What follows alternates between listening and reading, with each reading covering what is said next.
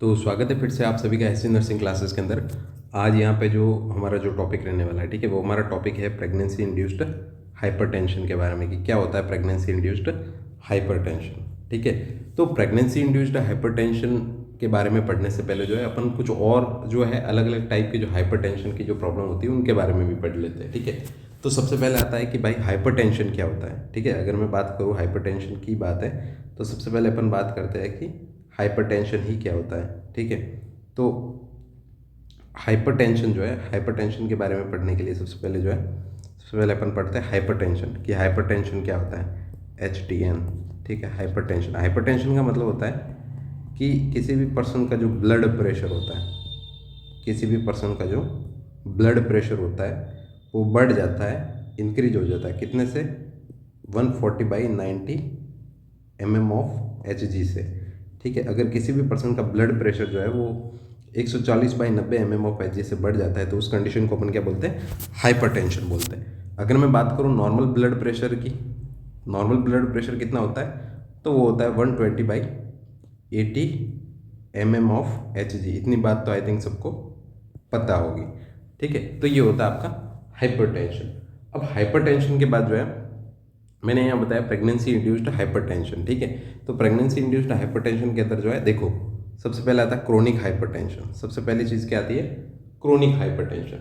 तो chronic hypertension जो है ये भी आपको प्रेगनेंसी के अंदर देखने को मिल सकता है, किसमें,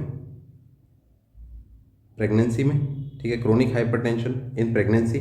ठीक है, फिर आता है गेस्टेशनल हाइपरटेंशन। सेकंड जो आता है वो कौन सा होता है आपका, गेस्टेशनल हाइपरटेंशन होता है। और इस गेस्टेशनल हाइपरटेंशन को अपन क्या बोलते हैं, इसी को अपन क्या बोलते हैं, PIH बोलते हैं। क्या बोलते हैं, PIH बोलते हैं, प्रेगनेंसी इंड्यूस्ड हाइपरटेंशन बोलते हैं। और उसके बाद एक और कंडीशन आती है जिसको अपन क्या बोल सकते हैं, प्री एक्लेम्सिया बोल सकते हैं। क्या बोल सकते हैं, प्री एक्लेम्सिया बोल सकते हैं। तो चलो सबके बारे में अपन क्या करते हैं, डिस्कस करते हैं। सबसे पहले मैंने आपको हाइपरटेंशन के बारे में बताया। अब बात करते हैं अपन सेकंड है जो है वो आता है आपका गेस्टेशनल हाइपर टेंशन। ठीक है, इस गेस्टेशनल हाइपरटेंशन को ही अपन क्या बोलते हैं, PIH बोलते हैं। क्या बोलते हैं, PIH, प्रेगनेंसी इंड्यूस्ड हाइपरटेंशन बोलते हैं। अब देखिए, इस गेस्टेशनल हाइपरटेंशन के जस्ट बाद मैं आपको प्री एक्लेम्सिया के बारे में एक थोड़ा सा डिस्क्रिप्शन दे दूंगा जिससे आपको समझ में आ जाए। ठीक है, या अपन एक काम करते हैं, गेस्टेशनल हाइपरटेंशन को एक बार लास्ट में डिस्कस करते हैं, इसको अपन अभी डिस्कस करते हैं प्री एक्लेम्सिया से जस्ट पहले। इससे पहले अपन क्या करते हैं, क्रोनिक हाइपरटेंशन के बारे में पढ़ लेते हैं कि क्रोनिक हाइपरटेंशन क्या होता है। ठीक है,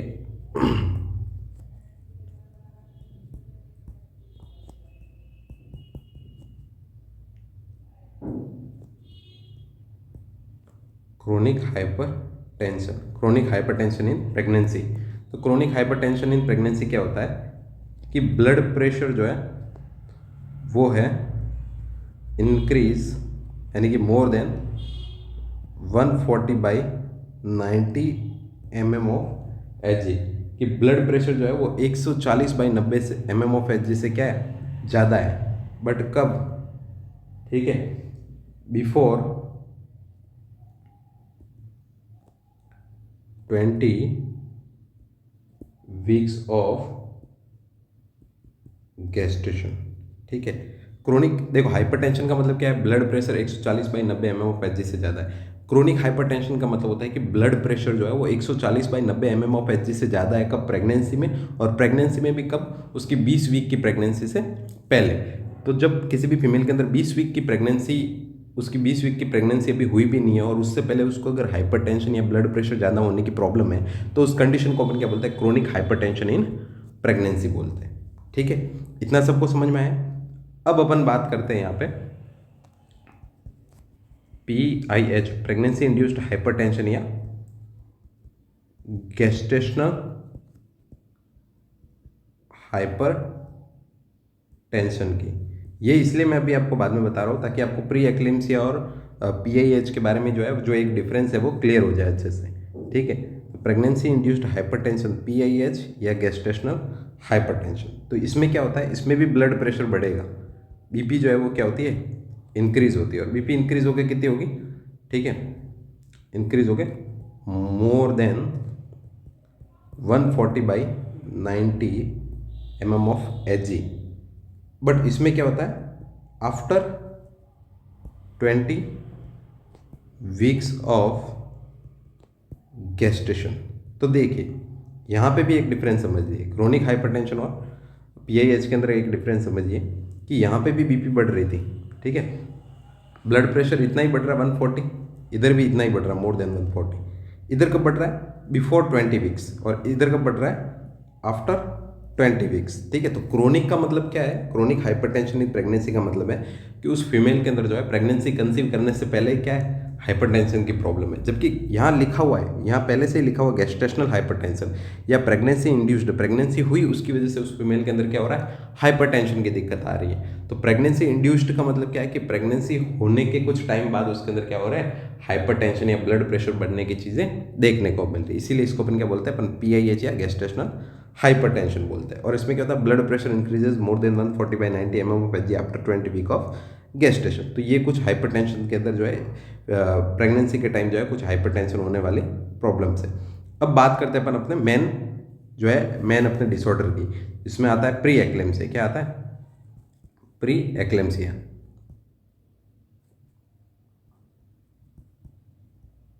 प्री एक्लेम्सिया, ठीक है। अब प्री एक्लेम्सिया में क्या होता है? इसमें भी बीपी बढ़ती है, सब में बीपी बढ़ रही है, इसमें भी बीपी बढ़ती है, बट ये अलग से एक स्पेसिफाइड डिसऑर्डर होता है प्रेगनेंसी के अंदर। हाइपरटेंशन या बीपी बढ़ने का क्यों, उसके पीछे के रीज़न क्या है, तो चलो समझते हैं। तो प्री एक्लेम्सिया की डेफिनेशन क्या होती है, ठीक है। तो सबसे पहले अपन PRE से ही समझते हैं। PRE, प्रेगनेंसी के अंदर होने वाली ऐसी कंडीशन जिसके अंदर सबसे पहले क्या होता है? प्रोटीन यूरिया होता है। क्या होता है? प्रोटीन यूरिया देखने को मिलता है। इसके अलावा और क्या होती है? राइज्ड बीपी होती है। आर से क्या होती है? राइज्ड बीपी होती है। और ई से क्या होता है? एडिमा, ठीक है। एडिमा या एनासार का जनरल बॉडी एडिमा होता है। तो प्री एक्लेम्सिया की डेफिनेशन क्या होती है, ठीक है? Condition of a female in which the blood pressure is more than 140/90 mm of Hg after 20 weeks of pregnancy with the symptom of protein urea, राइज्ड BP and oedema. कुछ समझ रहे? देखो डेफिनेशन वापस समझते हैं, ठीक है। प्री एक्लेम्सिया क्या होता है, ठीक है? प्री एक्लेम्सिया के अंदर क्या होता है, ठीक है?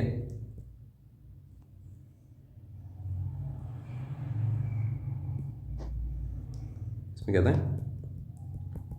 In this condition blood pressure increase 140/90 mm of Hg, ठीक है, आफ्टर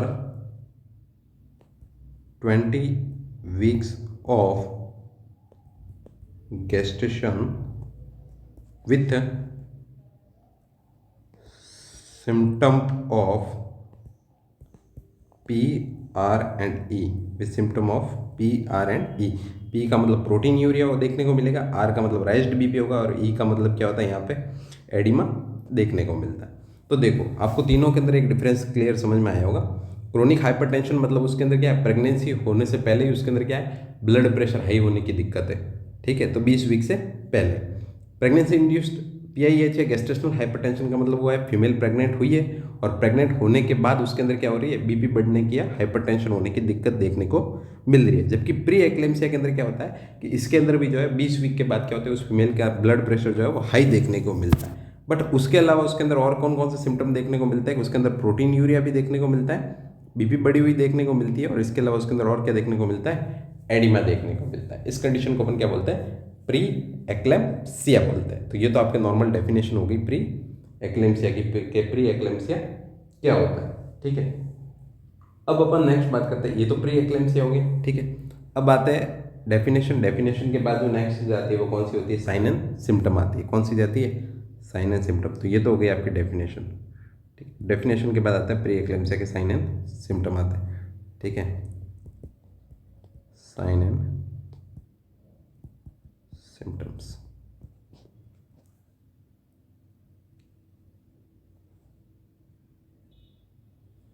तो साइन एंड सिम्टम्स से पहले अपन एक काम करते हैं, साइन एंड सिम्टम्स से पहले अपन इसके कॉज पढ़ लेते हैं, ठीक है, कि प्री एक्लेम्सिया के कॉज कौन कौन से होते हैं, ठीक है।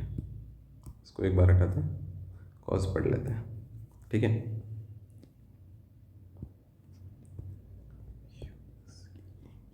कॉजेज, प्री एक्लेम्सिया के कॉजेज कौन कौन से हो सकते हैं? तो किसी भी प्रेग्नेंट लेडी के अंदर जो है उसका ब्लड प्रेशर बढ़ रहा है, उसके अलावा उसके अंदर प्रोटीन यूरिया, एडिमा, ठीक है, ये सारी चीज़ें भी देखने को मिल रही है। तो इसके पीछे के कारण कौन कौन से हो सकते हैं? तो पहला सबसे जनरल मोस्ट कॉमन जो होता है वो कौन सा हो सकता है भाई? पहला हो सकता है ओबेसिटी। कौन सा हो सकता है?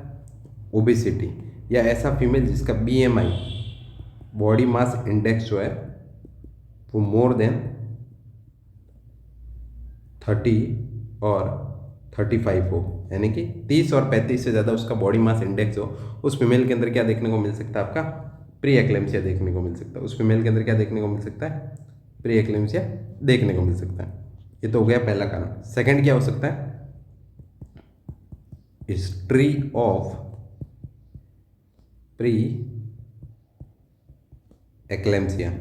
ऐसी फीमेल जो कि जब इससे पहले जब प्रेग्नेंट हुई थी तो उसके अंदर प्री एक्लेम्सिया था। जब वो इससे पहली बार प्रेग्नेंट हुई थी तो उसके अंदर क्या था? प्री एक्लेम्सिया की कंडीशन थी। अब सेकंड टाइम वो प्रेग्नेंट हुई है तो उसके अंदर क्या आ रहा है? प्री एक्लेम्सिया की कंडीशन वापस अराइज हो सकती है। तो हिस्ट्री ऑफ प्री एक्लेम्सिया हो सकता है, ठीक है। नेक्स्ट क्या हो सकता है? एडवांस एज ऑफ मदर, यानी कि जिस भी मदर ने प्रेगनेंसी कंसीव की है उसकी एज एडवांस हो, यानी कि उसकी एज जो है वो कितनी हो? मोर देन 35 ईयर, 30 या 35 ईयर्स की हो, तो उसके अंदर जो है प्री एक्लेम्सिया की कंडीशन आपको देखने को मिल सकती है, ठीक है।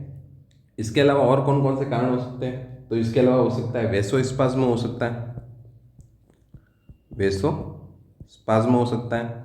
और क्या हो सकता है? तो इसके अलावा और हो सकता है एंडोथीलियल डिसफंक्शन हो सकता है। और क्या क्या हो सकता है इसके अलावा? तो इसके अलावा जो है और जो कॉज के अंदर जो है वो कौन सा हो सकता है आपका? एंडोथीलियल डिसफंक्शन हो सकते हैं। एंडोथीलियल डिसफंक्शन जो होते हैं वो भी क्या करवा सकते हैं? आपका प्री एक्लेम्सिया कॉज करवा सकते हैं, ठीक है। इसके अलावा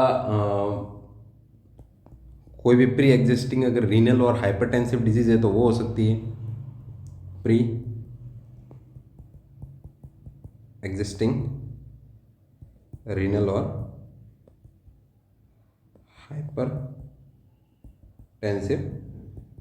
डिजीज। अगर किसी भी फीमेल को पहले से कोई रीनल यानी कि किडनी से रिगार्डिंग दिक्कत है या ब्लड प्रेशर बढ़ने की दिक्कत है तो ये भी आपका प्री एक्लेम्सिया कॉज कर सकती है। ये भी आपका क्या कर सकती है? प्री एक्लेम्सिया कॉज कर सकती है, ठीक है। अब ये तो हो गया आपका कॉजेज हो गए प्री एक्लेम्सिया के, ठीक है। डेफिनेशन समझ लिए अपन ने, कॉजेज समझ लिए। अब बात आती है, नेक्स्ट बात तो आती है, वो आती है अपने साइन एंड सिम्टम की। किसकी आती है? साइन एंड सिम्टम की। प्री एक्लेम्सिया के साइन एंड सिम्टम क्या हो गए, ठीक है। प्री एक्लेम्सिया के साइन एंड सिम्टम जो है वो क्या हो सकते हैं, ठीक है। तो अब देखो साइन एंड सिम्टम के अंदर जो है सबसे पहला तो अपन PRE से ही समझ लेते हैं, PR और E। P से तो क्या होगा? उस फीमेल के अंदर क्या देखने को मिलेगा? प्रोटीन यूरिया देखने को मिलता है। अब अपन क्या करते हैं, थोड़ा इनको भी डिटेल में समझ लेते हैं कि प्रोटीन यूरिया क्यों होगा। प्रोटीन यूरिया जो हो रहा है वो प्रोटीन यूरिया होने के रीज़न क्या है, ठीक है। तो देखो प्रोटीन यूरिया क्यों हो सकता है।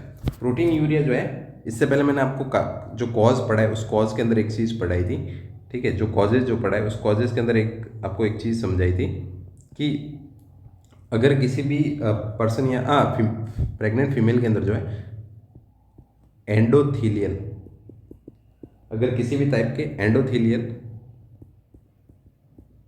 डिसफंक्शन हो जाए, ठीक है, एंडोथीलियल डिसफंक्शन हो जाए, ठीक है, तो उसकी वजह से क्या हो सकता है? उस एंडोथीलियल डिसफंक्शन की वजह से क्या हो सकता है?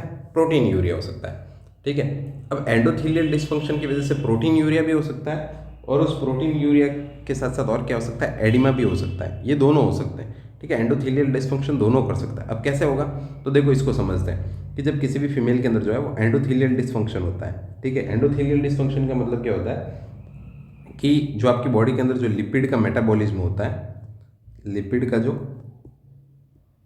मेटाबॉलिज्म होता है, ये लिपिड का मेटाबॉलिज्म जब होता है तो उस लिपिड के मेटाबॉलिज्म की वजह से क्या बनता है? कुछ फ्री रेडिकल्स बनते हैं। क्या बनते हैं? फ्री रेडिकल्स, फ्री रेडिकल्स बनते हैं, ठीक है। कुछ फ्री रेडिकल्स बनते हैं।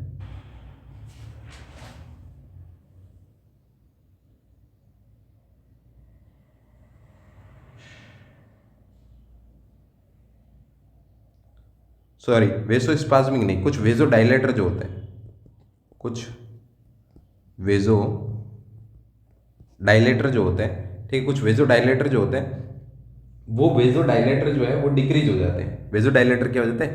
डिक्रीज हो जाते हैं। जैसे अपन कह सकते हैं कि प्रोस्टाग्लैंडिन्स क्या होते हैं? प्रोस्टाग्लैंडिन्स।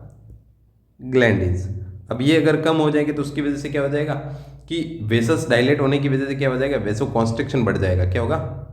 वेसो कॉन्स्ट्रिक्शन। और ज़्यादा अगर वेसल्स कॉन्स्ट्रिक्ट होगी तो कॉन्स्ट्रिक्ट होने से की वजह से क्या हो जाएगा? इंक्रीज बीपी, बीपी बढ़ना शुरू हो जाएगी। बीपी क्या हो जाएगी? बढ़ना शुरू हो जाएगी। तो ये तो आपके मेन सिम्टम हो गए। क्या हो सकता है? प्रोटीन यूरिया हो सकता है, ठीक है। इसके अलावा बीपी बढ़ सकती है। इसके अलावा और क्या हो सकता है? एडिमा हो सकता है, ठीक है। इसके अलावा अदर सिम्टम में क्या होता है, ठीक है। तो इसके अलावा अदर सिम्टम में आ जाएगा आपका कि फीमेल के अंदर क्या देखने को मिलता है? ज़्यादा हेडेक देखने को मिलता है, ठीक है, हेडेक देखने को मिलेगा। इसके अलावा और क्या हो सकता है? तो एपिगैस्ट्रिक पेन देखने को मिलेगा, एपिगैस्ट्रिक पेन देखने को मिलेगा। और क्या क्या देखने को मिलेगा? तो एपिगैस्ट्रिक पेन के अलावा जो है, अगर किसी भी फीमेल का ब्लड प्रेशर बढ़ता है तो उसकी वजह से उसके उसकी जो ऑक्यूलर मसल्स होती है, ठीक है, उसके ऊपर भी क्या होता है? प्रेशर पड़ता है, जिसकी वजह से क्या हो सकता है? ब्लर विजन देखने को मिलता है, ब्लर विजन देखने को मिलता है, ठीक है। इसके अलावा और क्या हो सकता है? साइकोलॉजिकल चेंजेस हो सकते हैं,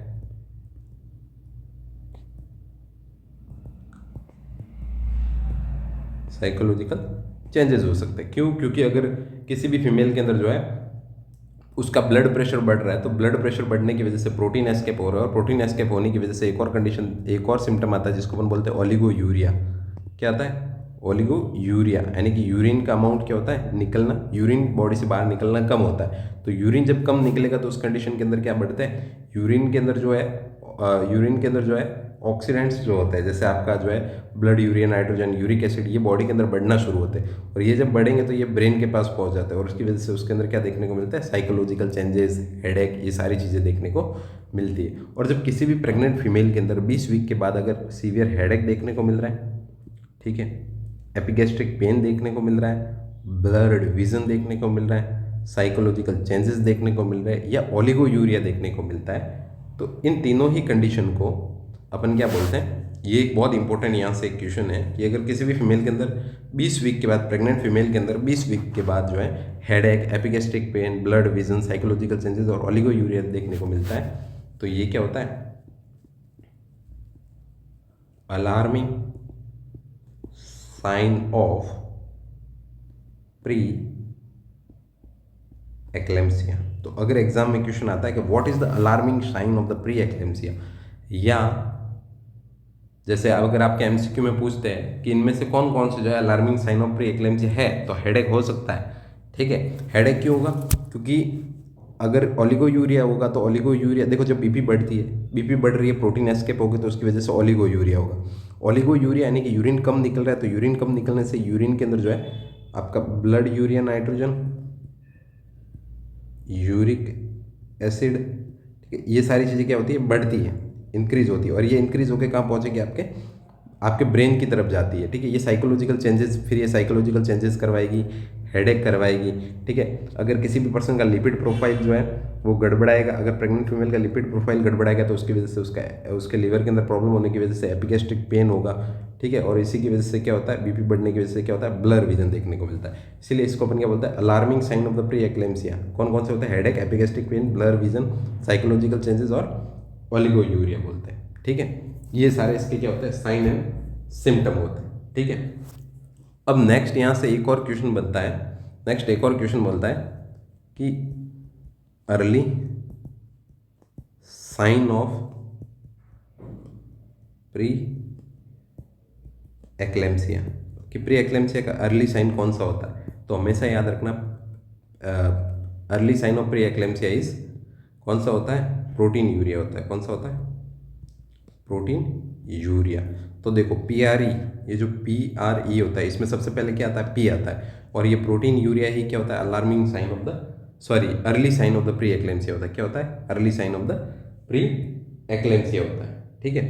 तो I think sign and symptom तक आपको सबको समझ में आया होगा। अब नेक्स्ट अपन पढ़ते हैं डायग्नोस्टिक इवोल्यूशन के बारे में। नेक्स्ट अपन किसके बारे में पढ़ते हैं? डायग्नोस्टिक इवोल्यूशन के बारे में पढ़ते हैं।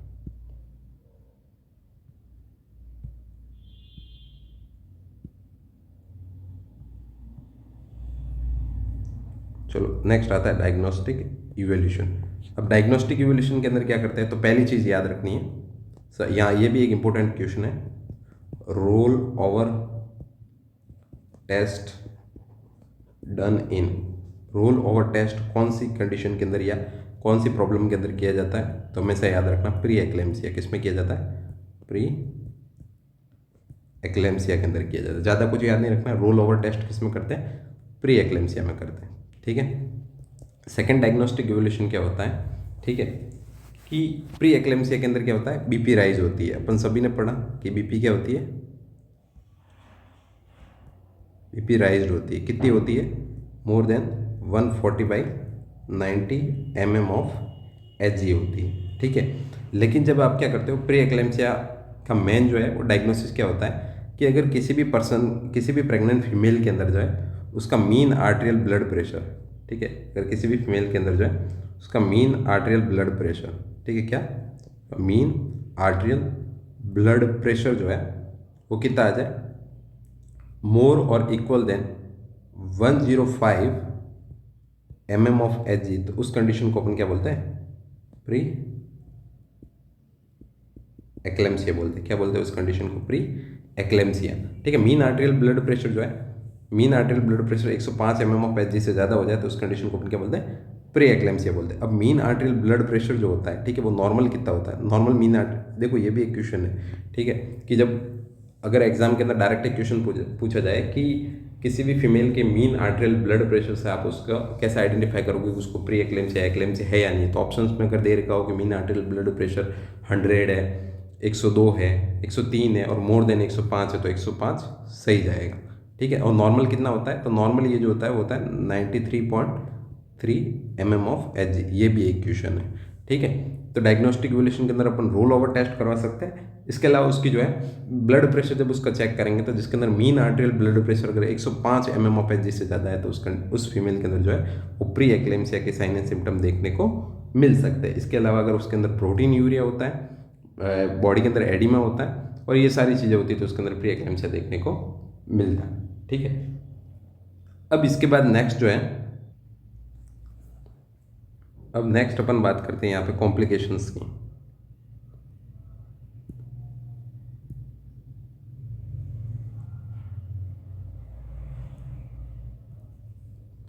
नेक्स्ट अपन बात करते हैं नए पेज।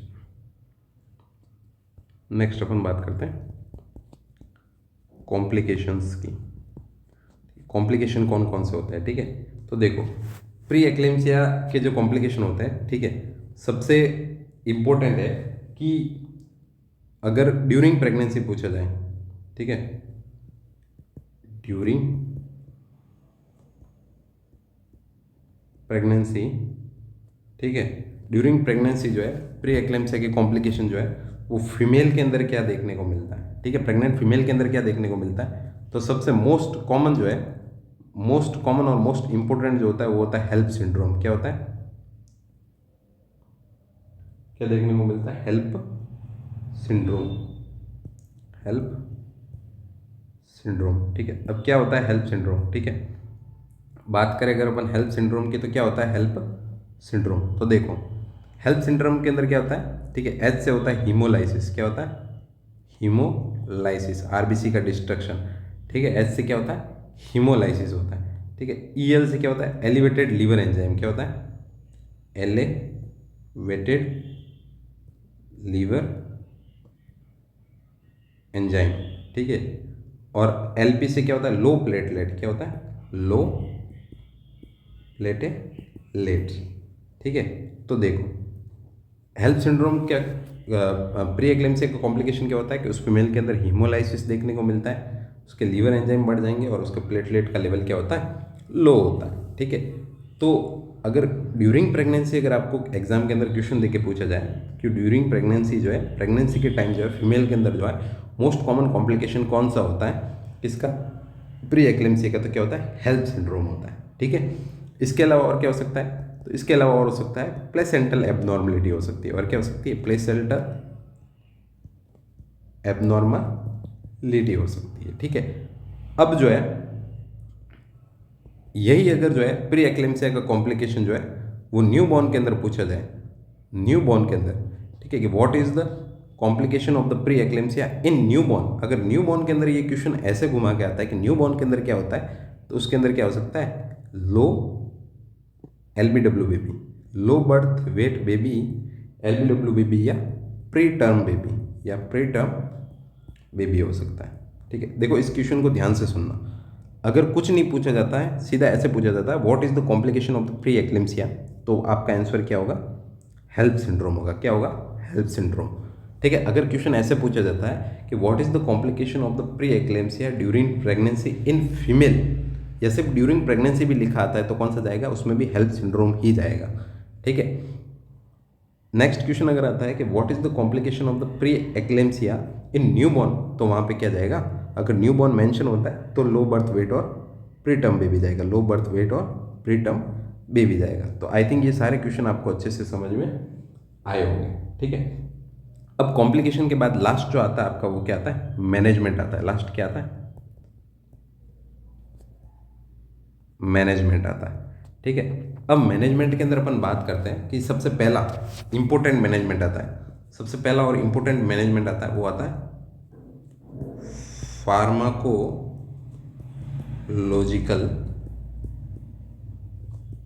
Management, pharmacological management. ठीक है। तो देखो फार्माकोलॉजिकल मैनेजमेंट की अगर मैं बात करूं, ठीक है, फार्माकोलॉजिकल अगर मैं मैनेजमेंट की बात करूं, ठीक है, तो प्रेगनेंसी के अंदर अगर मैं बात करूं, ठीक है, या प्री एक्लेम्सिया की अगर मैं बात करूं, ठीक है, तो यहाँ पे जो है जो इम्पोर्टेंट ड्रग जो आएगी, ठीक है, ये एक और क्वेश्चन यहाँ से बनता है,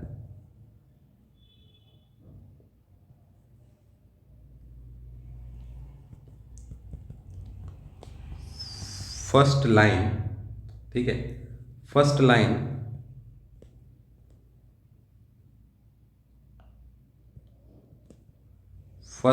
treatment of hypertension in pregnancy. अगर क्वेश्चन ऐसा आता है कि first line treatment of the hypertension in pregnancy, तो कौन सी ड्रग जाएगी, तो यहाँ पे हमेशा इंपॉर्टेंट ड्रग तो ड्रग जाएगी लेबेटालोल। कौन सी जाती है, लेबेटालोल।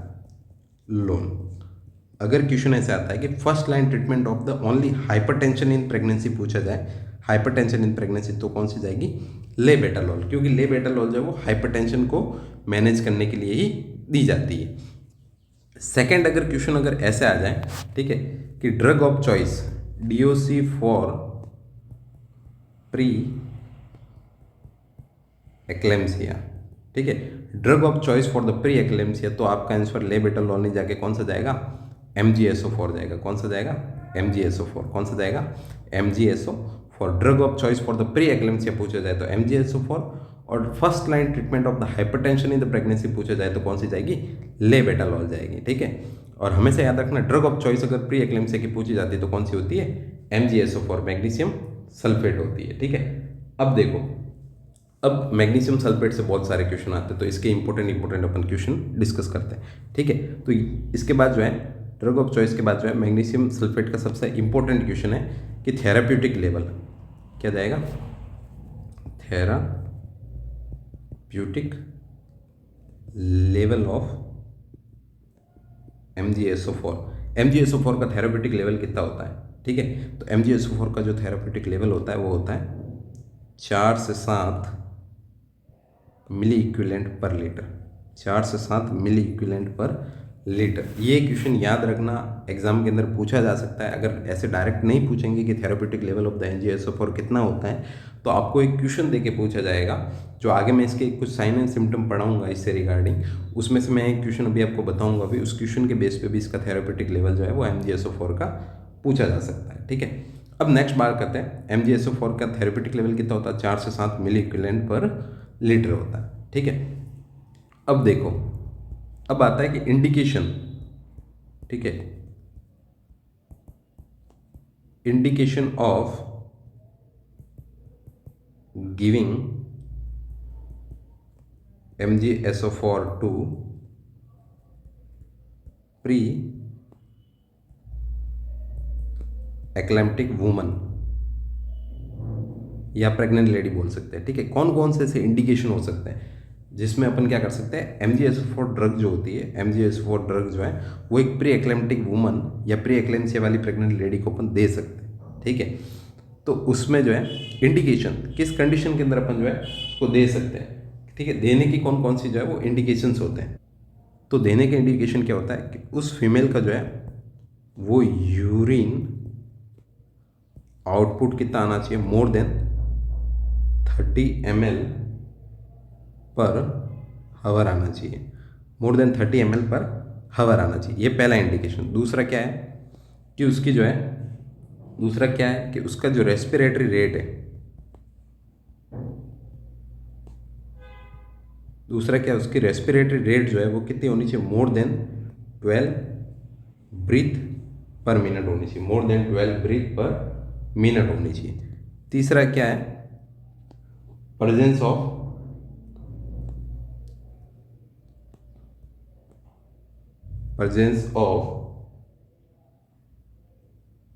डीप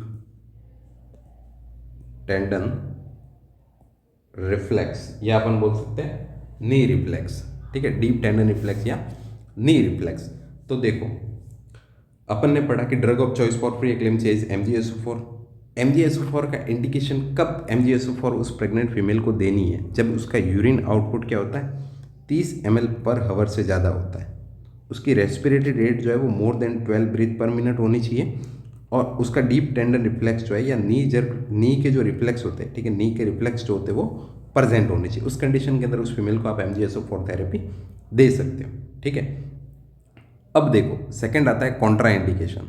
ये तो बताया मैंने इंडिकेशन, अब है कॉन्ट्रा इंडिकेशन। यहाँ से देखो बहुत इंपॉर्टेंट क्वेश्चंस बनते हैं, ठीक है। कॉन्ट्रा इंडिकेशन का मतलब क्या है कि कब आपको MgSO4 की थेरेपी स्टॉप कर देनी है, रोक देनी है, ठीक है। जब उस फीमेल के अंदर जो है, उस फीमेल के अंदर जो है MgSO4 का थेरेप्यूटिक लेवल जो है वो कितना हो जाता है, मोर देन 7 मिली इक्विवेलेंट पर लीटर। जब मोर देन 7 मिली इक्विवेलेंट पर लीटर से ज़्यादा जो है MgSO4 का थेरेप्यूटिक लेवल जो है वो बढ़ जाता है, तो हाथों हाथ आपको स्टॉप करनी है। किसको स्टॉप करनी है, आपको MgSO4 जो आप मेडिकेशन दे रहे हो उसको स्टॉप कर देना है। अब ये पता कैसे चलेगा कि ये बढ़ गया 7, तो ये तो ब्लड टेस्ट से पता चलेगा। उससे पहले आप कैसे पता चलाओगे कि उसका यूरिन आउटपुट जो है 30 ml पर हावर से क्या हो रहा है, डिक्रीज हो रहा है, 30 ml पर हावर से डिक्रीज हो रहा है। अगर उस फीमेल को 1 घंटे के अंदर 30 ml से भी कम यूरिन आ रहा है तो हाथों हाथ आपको MgSO4 थेरेपी क्या करनी है, स्टॉप करनी है। अगर उस फीमेल की रेस्पिरेटरी रेट जो है वो पर मिनट के अंदर जो है वो 12 ब्रीथ से कम हो गई है, ठीक है, तो आपको MgSO4 थेरेपी क्या करनी है, स्टॉप करनी है। अगर उस फीमेल के अंदर जो है डीप टेंडन रिफ्लेक्स एब्सेंट हो गए या बहुत डिक्रीज आ रहे हैं, ठीक है, लो क्वालिटी के अंदर आ रहा है, ठीक है, डिक्रीज हो गए या और क्या हो गए, एब्सेंट हो गए, उस कंडीशन के अंदर भी आपको क्या करनी है, MgSO4 थेरेपी स्टॉप करनी है। तो आई होप ये यहाँ से कुछ कॉन्सेप्ट आपके माइंड के अंदर बना होगा कि सबसे पहले उसका थेरेप्यूटिक लेवल कितना होता है, कितने से ज़्यादा होता है तो उसको उसके अंदर जो है MgSO4 थेरेपी रोक देनी है, या कौन कौन से सिम्टम जो है वो दिखने जो है शुरू हो जाते हैं, तो अब आपको MgSO4 थेरेपी क्या करनी है, रोकनी है। तो यूरिन आउटपुट 30 ml पर हावर से कम हो जाए तो MgSO4 थेरेपी रोकनी है। रेस्पिरेटरी रेट अगर 12 से कम हो जाए तो रोकनी है। डीप टेंडन रिफ्लेक्स अगर एब्सेंट हो जाए या डिक्रीज हो जाए तब आपको क्या करनी है, MgSO4 थेरेपी को उसी टाइम क्या कर देना, आपको बंद कर देना है, ठीक है। अब बात आती है प्रायोरिटी की, क्या प्रायोरिटी चेक किसको करोगे, प्रायोरिटी किसको चेक करोगे। अब बात करते हैं अपन प्रायोरिटी क्वेश्चंस की। अगर क्वेश्चन प्रायोरिटी बेसिस आता है, ठीक है, प्रायोरिटी बेसिस आता है कि एक फीमेल के अंदर जो है MgSO4 की टॉक्सिसिटी हुई, तो आप उसमें सबसे पहले क्या चेक करोगे, उसके डीप टेंडन रिफ्लेक्स चेक करोगे या उसकी रेस्पिरेटरी रेट चेक करोगे।